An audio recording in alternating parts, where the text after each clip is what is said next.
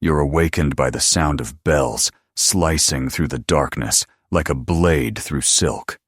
Your breath forms clouds in the frigid air of the dormitory, and your small hands tremble as you pull the rough woolen habit over your head. You're 7 years old. Your feet, bare against the stone floor, have long since grown numb to the cold. Around you, 20 other girls move in perfect silence, their faces pale as candle wax in the dim light filtering through narrow windows. One girl, no older than 5, struggles with her robes. You want to help her, but you remember what happened to Margaret when she whispered comfort to a crying child last week. 3 days without food. 3 days kneeling on dried peas, scattered across the chapel floor until her knees bled through her stockings. This is not a school. This is not a sanctuary.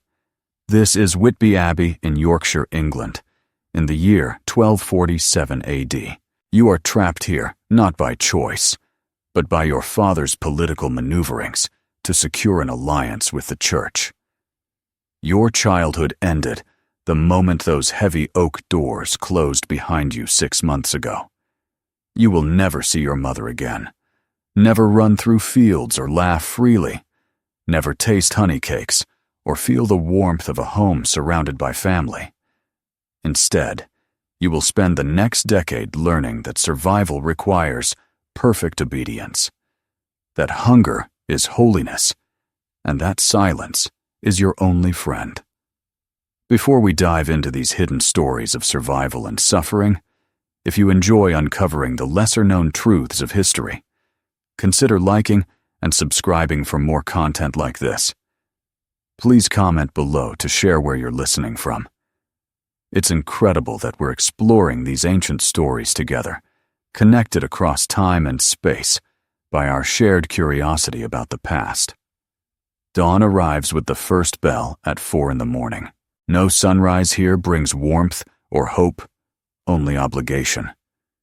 Children as young as 5 stumble from their straw pallets, their bodies stiff from sleeping on floors that never warm, in rooms where breath freezes and rats scurry between the stones. At Shaftesbury Abbey in Dorset, founded in 888 AD, the dormitory housed girls from noble families, deposited there like unwanted furniture. Lady Godiva of Mercia sent her youngest daughter, Edith, to this place in 1043 AD, when the girl was barely 4 years old. Political alliances required sacrifice, and children, especially daughters, were expendable currency in the medieval power game. Edith's story survives in fragments within the Abbey's chronicles, written by Abbess Elfgifu in careful Latin script. Parvula Edith, she wrote, weeps without cease for 3 days and nights. Her tears freeze upon her cheeks in the morning cold. She calls for her mother in the Saxon tongue, but we speak only Latin here. She must understand that her mother is now dead to her, and God is her only father. Imagine these children as they navigate their first weeks. Their hair, once carefully braided by attentive servants, is now roughly cut short to prevent vanity, their soft silk gowns replaced by itchy woolen habits that irritate skin unaccustomed to such roughness. Their delicate hands, once shielded by fine gloves, now cracked and bleeding from cold and relentless work. Lady Matilda Fitzwalter, sent to Godstow Abbey near Oxford in 1185 AD, at age 6, later wrote in a letter secretly sent to her sister, I remember the taste of marchpane and the feel of ermine against my cheek. Now I know only the taste of barley gruel and the feel of rough hemp against my skin. Sometimes I wonder if those early memories are dreams, because this stone world feels too real to have been preceded by any other life. Silence wasn't golden in these places. It was survival. From morning prayers to the final bell at night, speaking was forbidden unless necessary for lessons or confession. Girls learned to communicate through glances, subtle hand positions during prayer, and careful body placement in the refectory. A tilted head might indicate hunger. A certain way of holding the prayer book could signal illness. A particular posture during Mass might show someone was struggling with despair. At Barking Abbey in Essex, known for its harsh discipline, silence was broken only by the sound of leather striking flesh. The discipline chamber was a small stone room where girls were taken for minor infractions, like smiling during prayers or moving slowly during processions. Sister Ermengarde, disciplinarian from 1203 to 1219 AD, kept detailed records of punishments in her Libba Correctionum. Her entries read like a catalogue of cruelty. Alicia, age 7, struck 5 times for laughing during none. Marguerite, age 9, 15 strokes for speaking during scripture reading. Beteris, age 5, held by the arms while struck 10 times for wetting her bedding. These weren't isolated incidents. They were daily occurrences. Children lived in constant fear of making mistakes they didn't understand. Eleanor of Aquitaine's youngest daughter, Joanna, was placed in Font-Avrode Abbey in France in 1176 AD at age 11. Her letters to her mother, found in the abbey's archives in the 19th century, reveal a child slowly breaking under constant surveillance and punishment. "Dearest mother," she wrote, "I have learned to move like a shadow and breathe like a whisper. Yesterday, I was beaten for allowing my thoughts to wander during matins. How do they know what I think? I fear they can see inside my mind.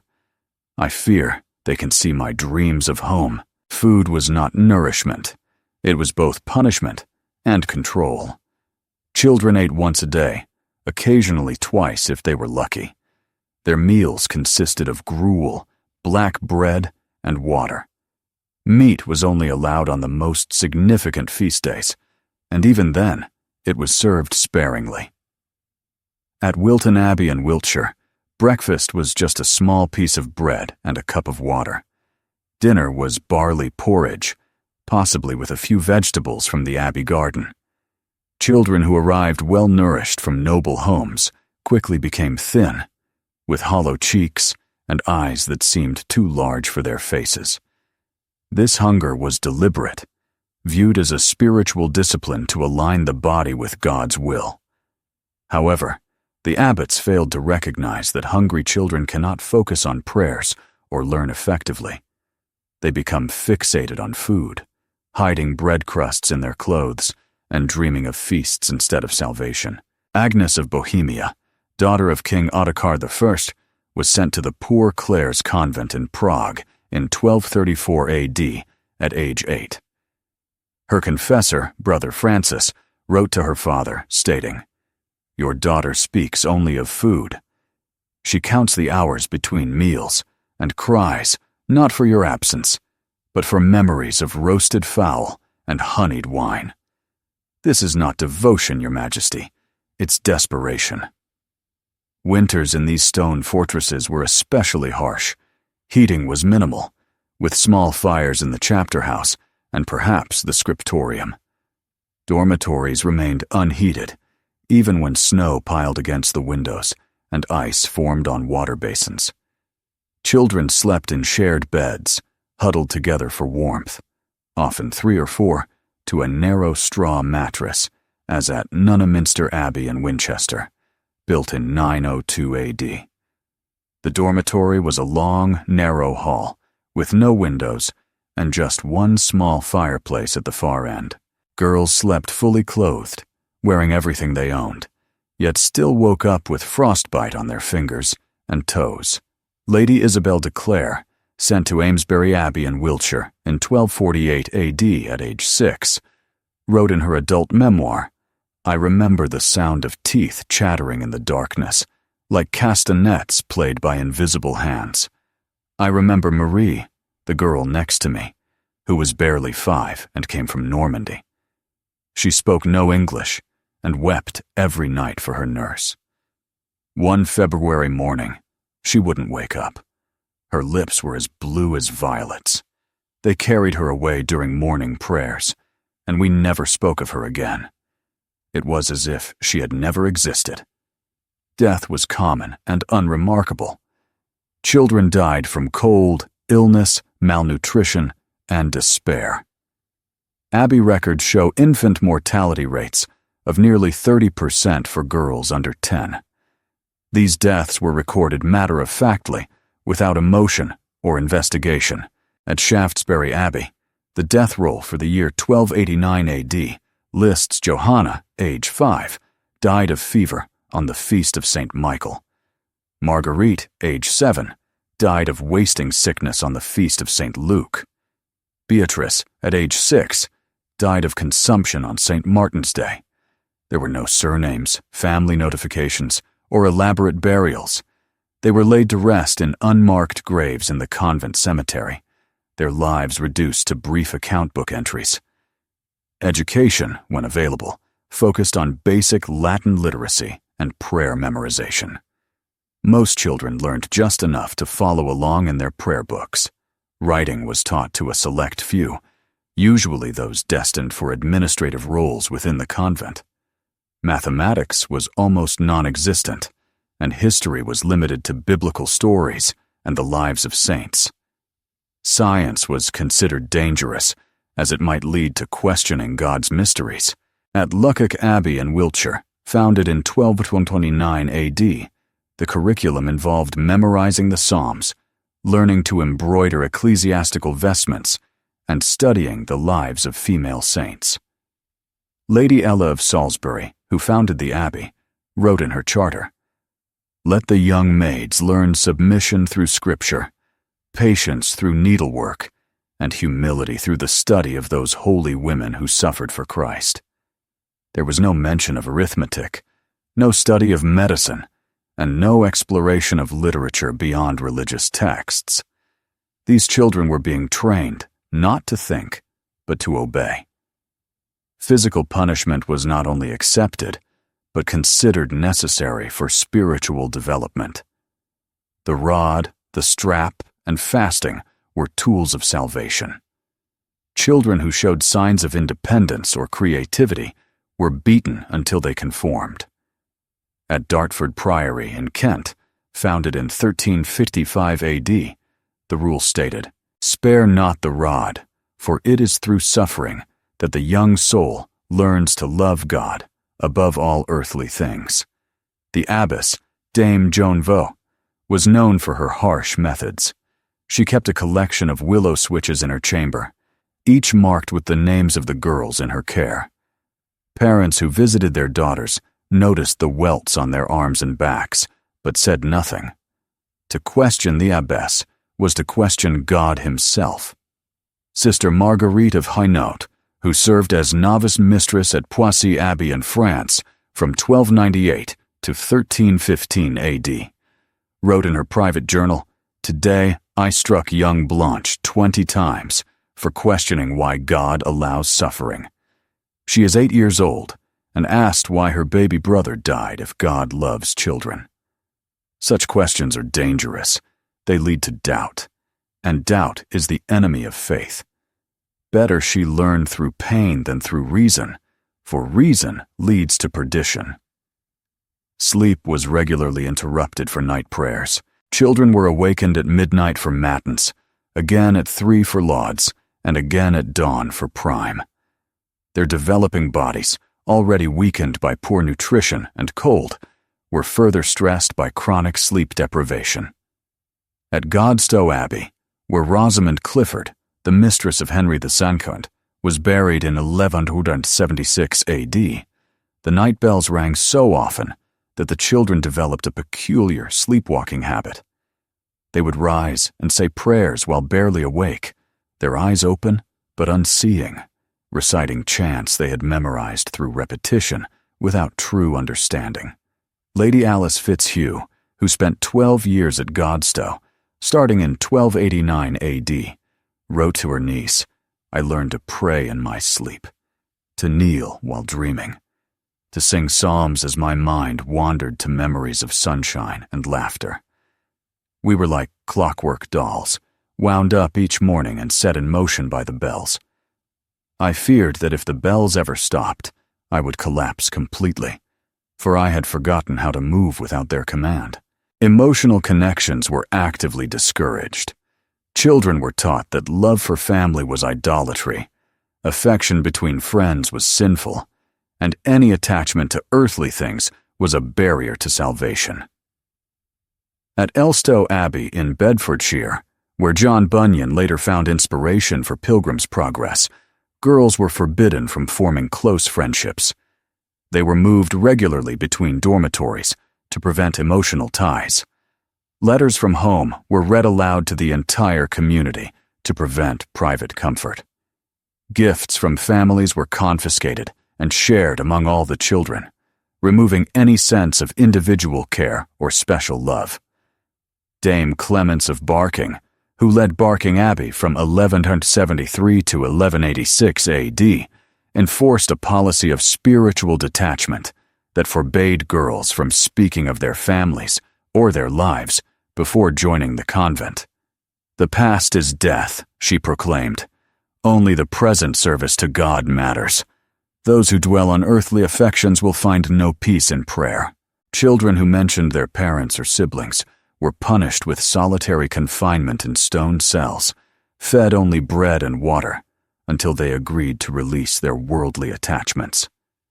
Young Lady Maud de Brosse, sent to a convent priory in Herefordshire in 1235 AD, at age 7, wrote in her secret diary, "I try to remember my mother's face, but it grows dimmer each day."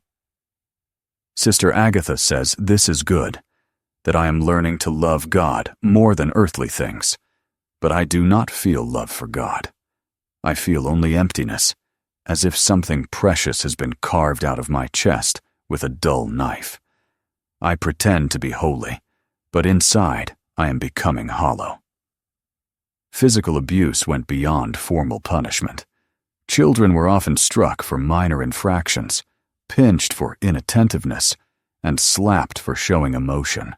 At Romsey Abbey in Hampshire, where the future Saint Christina of Marquis IV sought refuge in 1114 AD, the daily routine included what was euphemistically called correction, involving systematic physical intimidation to enforce compliance. Children learned to flinch at sudden movements, keep their eyes lowered, and speak only when addressed. In the scriptorium at Shaftesbury Abbey, a manuscript illuminated by a young girl named Adelheid in 1267 AD was found. In the margins, almost hidden, she drew tiny figures of children with tears streaming down their faces. These marginalia were only discovered in 1923 during the manuscript's restoration. Art historians believe these drawings were secret messages, expressions of pain and fear that could not be spoken aloud. The figures are simple, yet emotionally powerful stick children, with enormous eyes, hands covering their mouths, bodies bent as if in constant fear. Although not officially acknowledged, sexual abuse was documented in confession records and private letters. At Warewell Abbey in Hampshire, founded in 986 AD, Father Edmund the Confessor wrote to his bishop in 1278 AD. "I am troubled by what I hear in the confessional.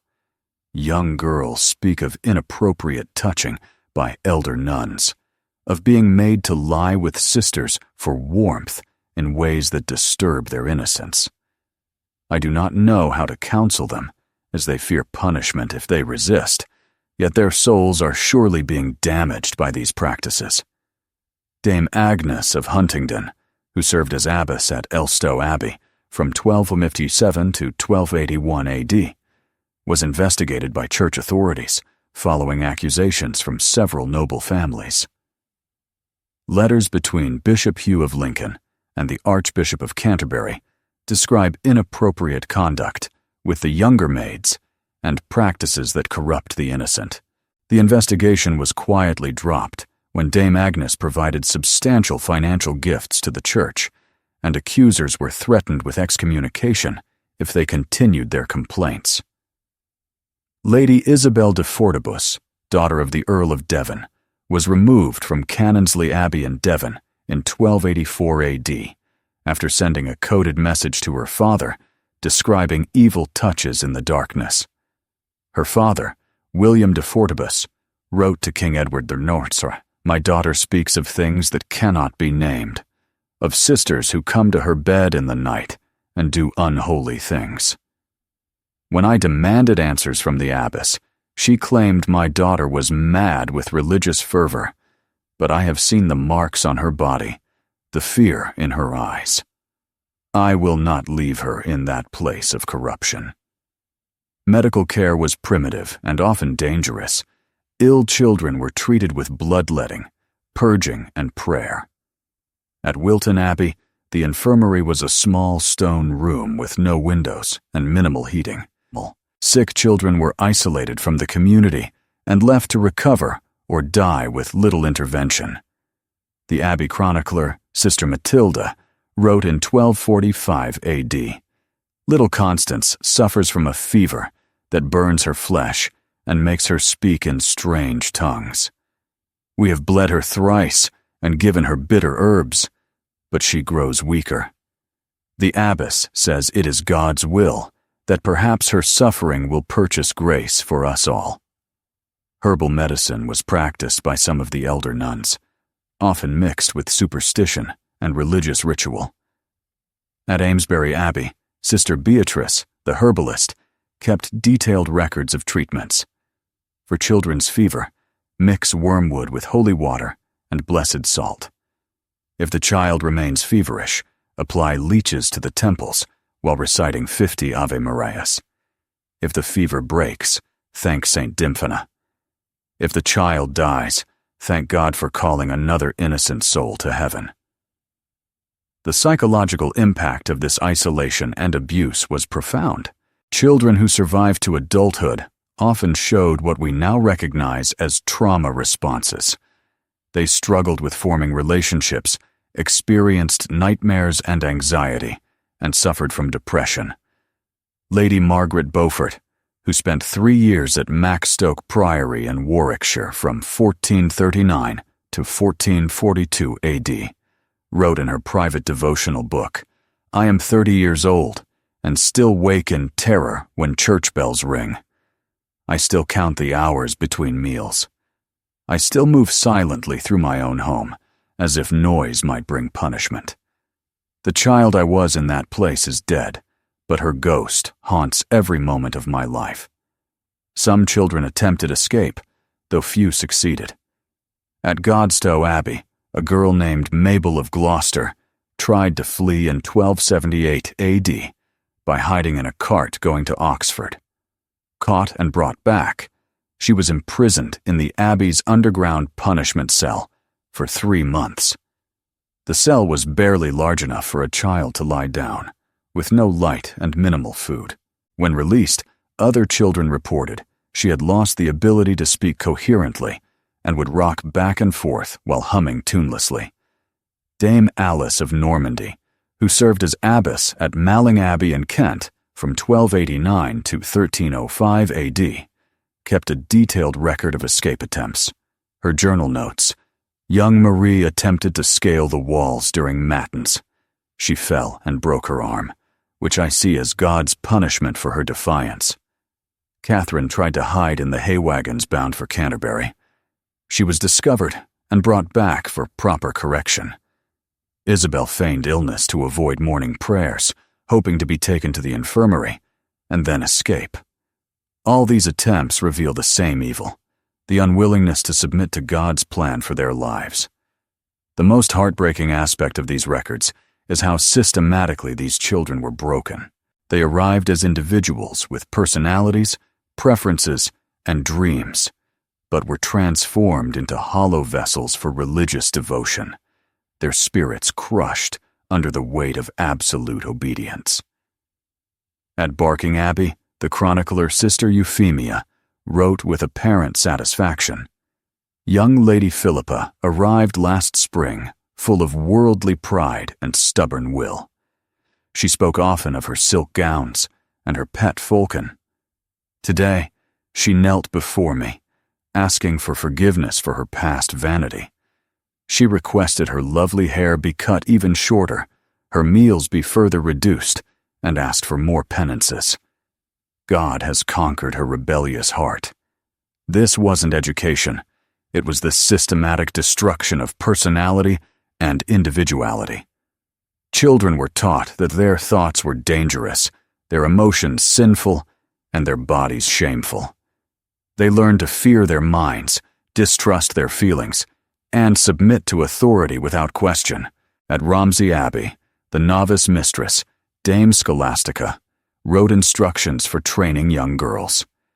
The child must be taught that her will is corrupt, her desires evil, and her only hope lies in total surrender to God's representatives on earth. She must learn to hate what she once loved, fear what once brought her joy, and find peace only in complete submission. Ironically, many of these children came from wealthy, powerful families that could have given them excellent educations, comfortable lives, and meaningful futures. Instead, they were sacrificed to political expediency, religious fanaticism, and the belief that suffering was purifying. Lady Eleanor de Montfort, daughter of Simon de Montfort, was sent to Amesbury Abbey in 1265 AD at age 8 after her father's death in battle. She wrote to her mother, "I had everything a child could want: books, music, fine clothes, loving servants. Now, I have nothing but cold stones and endless prayers. They tell me I am blessed, closer to God than those in the world. But I feel farther from heaven than ever. How can a God of love create such misery for his smallest children?" Some children found ways to maintain their sanity through small acts of rebellion. At Shaftesbury Abbey, archaeological digs in the 1960s uncovered a cache of small objects hidden in the dormitory wall: a wooden doll, a piece of colored glass, a pressed flower, and a letter in a childish hand. These were treasures hidden by children who refused to let their humanity be extinguished. The letter, written in Norman French, reads, "I write this so that someone will know I was here, that I was real, that I was loved." The long-term effects on these children were devastating. Many died young from illness, malnutrition, or despair. Those who survived often struggled with mental illness, difficulty forming relationships, and a deep-seated fear of authority. Some became abbesses, perpetuating the cycle of abuse they experienced. Others, when they finally escaped or were released, found themselves unable to function in the normal world. Lady Matilda of Gloucester, who spent 8 years at Wilton Abbey beginning in 1245 AD, was finally retrieved by her family at age 16. Her brother Earl Gilbert wrote to his mother, "Matilda has changed so much, I barely recognize her. She only whispers, jumps at sudden noises, and won't eat unless specifically permitted. When I hugged her, she flinched as if I intended to hit her. Whatever they did to her there, it's as if the girl I once knew has been replaced by a frightened ghost." The financial aspect of these arrangements can't be overlooked. Wealthy families often paid large dowries to place their daughters in convents, sometimes more than they would for marriage.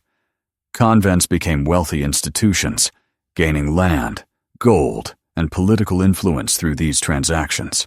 At Shaftesbury Abbey, records show that in 1267 AD, the abbey received over 2,000 marks in dowries for accepting noble daughters, an enormous sum, equivalent to millions of dollars today. Dame Juliana of Norwich, abbess at Carrow Abbey from 1342 to 1359 AD, wrote candidly about the economic motivations. "Noble families pay well to dispose of their surplus daughters. We provide a holy justification for what is essentially abandonment. The children suffer, but our coffers are full, and the church becomes stronger. I sometimes wonder if God approves of this exchange of innocence for gold." The most tragic aspect of these arrangements was how completely the children were forgotten by their families.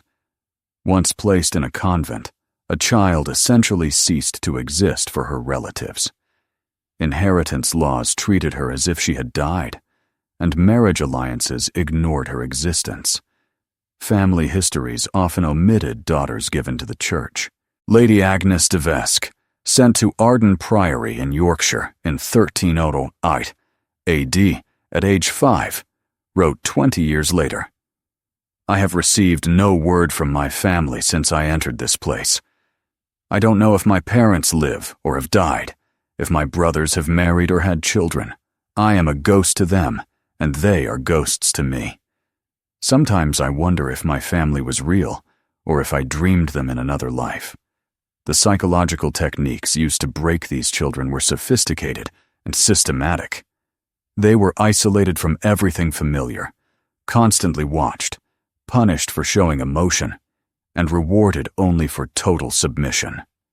At Nunmonkton Priory in Yorkshire, the rule stated, "The young maid must always be watched, for in solitude she may remember her former life and grow sorrowful. When she weeps, she must be corrected. When she smiles, she must be questioned. When she speaks of home, she must be punished. Only when she shows neither joy nor sorrow, but perfect indifference to all earthly things, has she achieved the proper state of grace." Modern psychologists would identify these techniques as systematic psychological abuse intended to create learned helplessness and complete dependency. The children were taught that they were powerless, that resistance was useless, and that their only hope was in absolute obedience to their captors. At Barking Abbey, the novice mistress Dame Euphemia wrote, "A properly trained child should move like a shadow, speak like an echo, and think like a prayer book. She should have no desires, opinions, or dreams of her own. She should be an empty vessel, ready to be filled with God's will as interpreted by her superiors."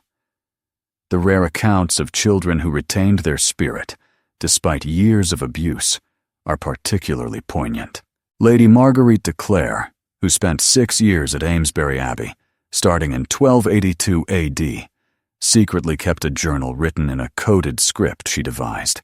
Her entries reveal a child determined to preserve her identity, despite immense pressure to conform. "They have taken my name and call me Sister Scholastica. They have taken my hair and covered my head with rough cloth.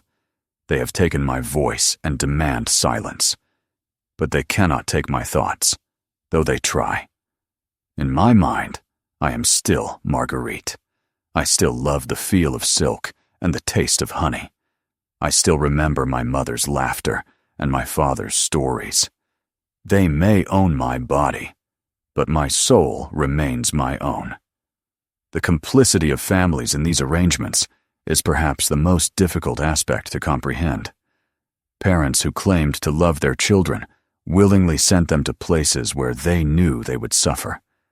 The letters between parents and abbesses reveal a shocking indifference to children's welfare. Lord Hugh de Mortimer wrote to the abbess of Aikenbury Priory in 1278 AD, "I send my daughter Isabel to your care. She is willful and prone to laughter, faults which I trust you will correct with appropriate discipline. Do not spare the rod, for I would rather have a godly daughter than a happy one." Lady Joan de Geneville wrote to her daughter at Amesbury Abbey in 1290 AD, "I am pleased to hear that you have learned submission and no longer weep for your former life. Your suffering now will purchase ease in the world to come. Remember that earthly happiness is fleeting, but heavenly reward is eternal. Bear your trials with patience, and know that I am proud of your sacrifice." These letters reveal parents who convinced themselves they were acting in their children's best interests, believing that suffering was somehow beneficial and that breaking a child's spirit was a form of love. The psychological mechanisms they use to justify their actions are eerily similar to those used by abusers throughout history, claiming that pain is necessary, that it builds character, and that it serves a higher purpose.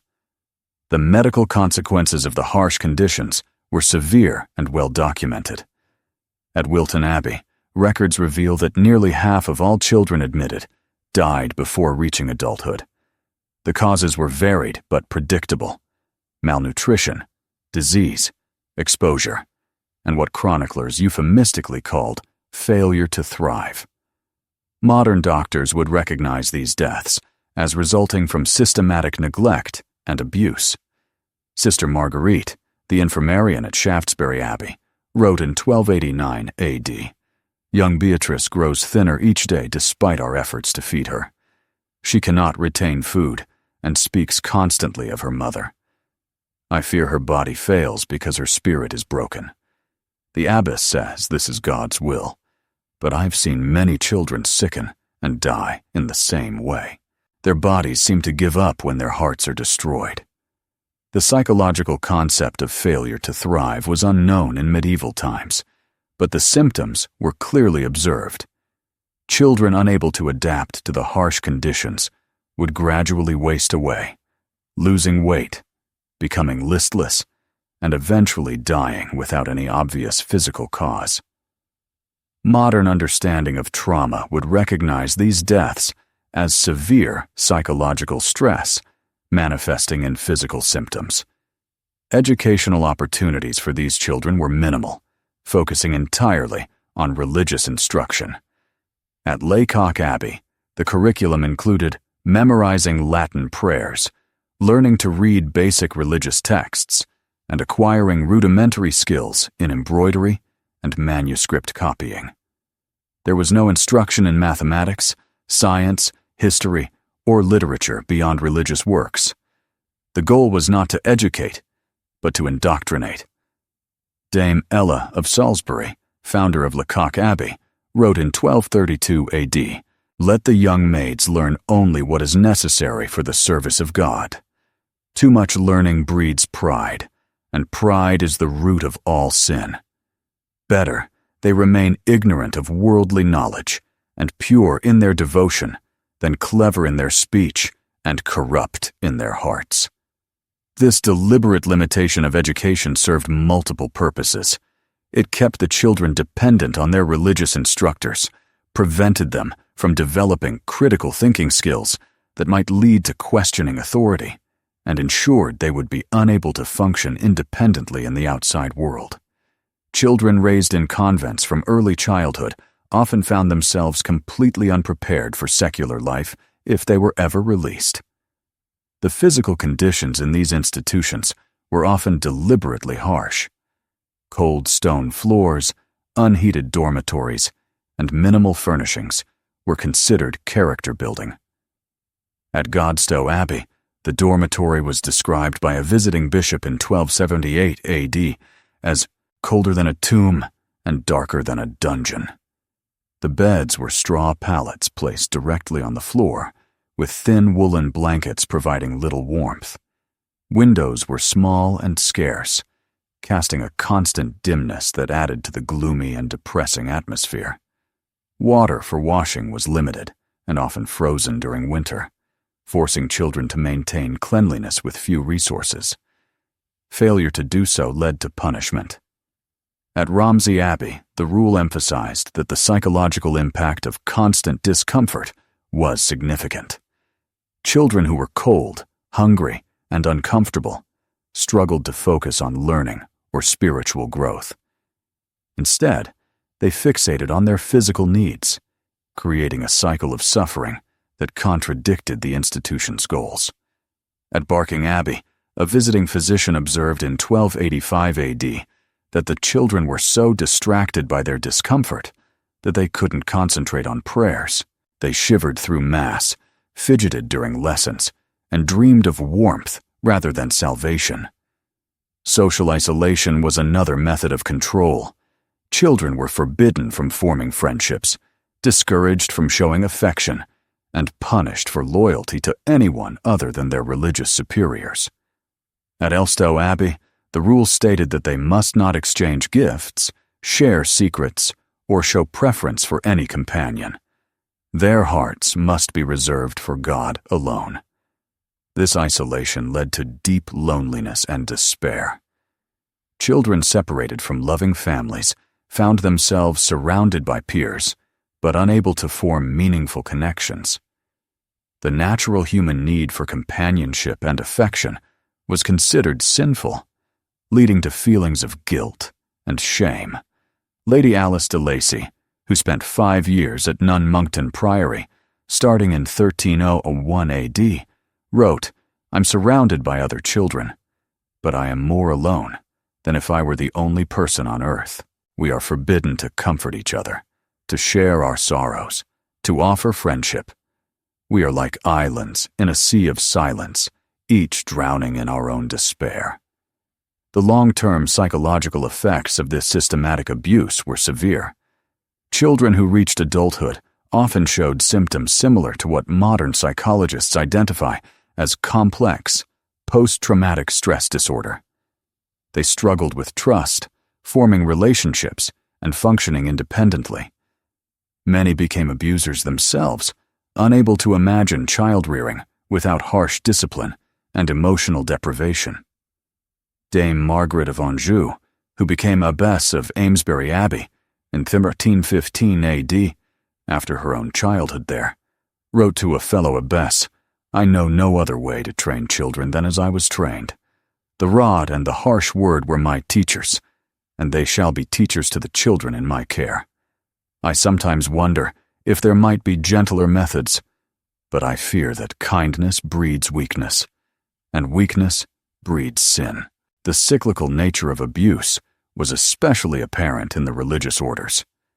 Women who endured brutal childhoods often became the harsh overseers of the next generation, perpetuating cycles of cruelty for centuries. At Shaftesbury Abbey, disciplinary methods remained unchanged from the 12th to the 16th century, passed down from one abbess to the next, like a dire inheritance. The economic exploitation of these children was significant. Their labor was valuable to convents, and they were expected to work long hours alongside their religious duties. At Wilton Abbey, girls as young as 6 worked in the scriptorium, spending hours copying manuscripts in cramped conditions that harmed their eyesight and stunted their development. The Abbey's account books show that manuscripts copied by these children generated substantial income. Lady Constance of Brittany, who spent 7 years at Wilton Abbey, starting in 1287 AD, wrote, "The children working in the kitchens fared no better. At Barking Abbey, girls as young as 5 helped prepare meals, working with sharp knives and boiling water under minimal supervision. Burns and cuts were common, treated with little sympathy." The Abbey chronicler noted, "Young Matilda burned her arm severely while stirring the porridge. She bore the pain without crying, showing proper spiritual development. Pain teaches patience, and patience teaches devotion." Perhaps most tragic were the children who never fully broke, maintaining some spark of their original selves despite years of abuse.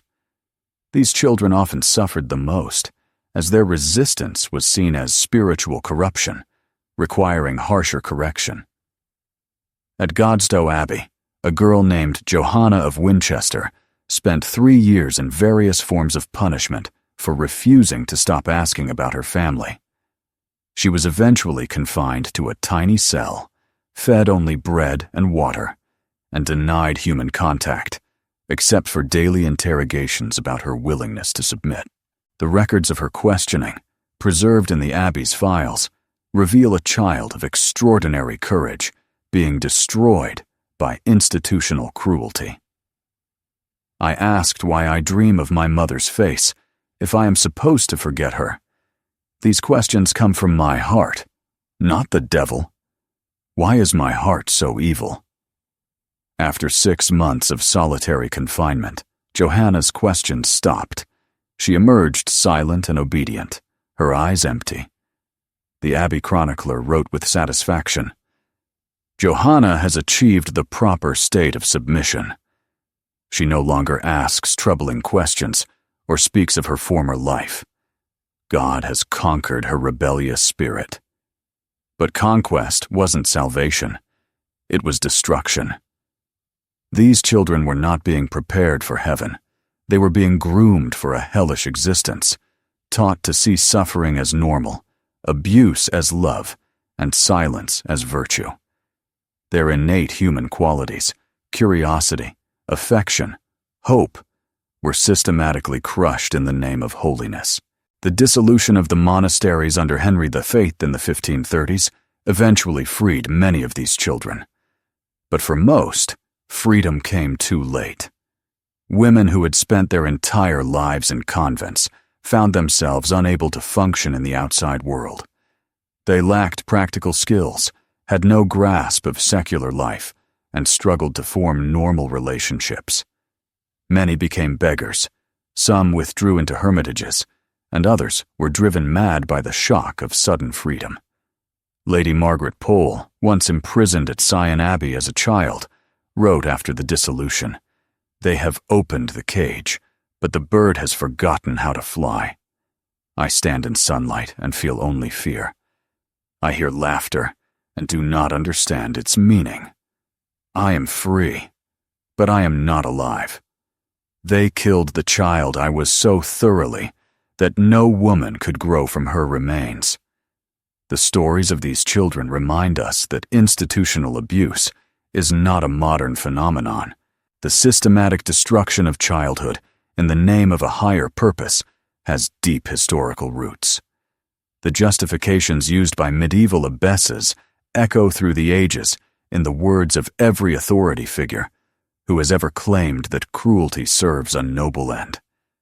Tonight, as you lie in your warm bed, remember the children who slept on cold stone floors, who wept silent tears into straw pillows, who dreamed of mothers' faces they were forbidden to remember. Remember, these were not distant figures from a barbaric past. They were children like any other, with the same needs for love, comfort, and kindness that children have always had. Their voices were silenced, their names forgotten, their suffering dismissed as holy sacrifice. Yet, in the margins of manuscripts, in the cracks between stones, in the whispered confessions of dying nuns, their stories endure. They remind us that the cost of unquestioned authority is always borne by the most vulnerable, and that no cause, however sacred, justifies the destruction of a child's soul. The bells that once called them to prayer have long fallen silent. The stone walls that imprisoned them have crumbled. The abbesses who tormented them have returned to dust. But the echo of their suffering remains a warning from the past that childhood is sacred, that innocence deserves protection, and that any system that systematically destroys the young in the name of salvation is itself damned. You wake to the sound of bells cutting through darkness, but this time you do not wake alone in a cold dormitory surrounded by frightened children. You wake in a world where childhood is valued, where children's voices matter, and where suffering is not mistaken for sanctity. Today, the bells ring not for forced prayers, but as a call to remembrance. We remember those who had no choice, no voice, no escape from stone fortresses that promised heaven but delivered hell. Remember them. Recall their names when possible. Acknowledge their pain when records reveal it. Honor their courage when it briefly shone before being snuffed out. Remember that they were children first, victims second, and never mere statistics. In our remembrance, we honor not only their suffering, but their humanity. By honoring their humanity, we protect against the return of systems willing to sacrifice children for any cause, no matter how noble it claims to be.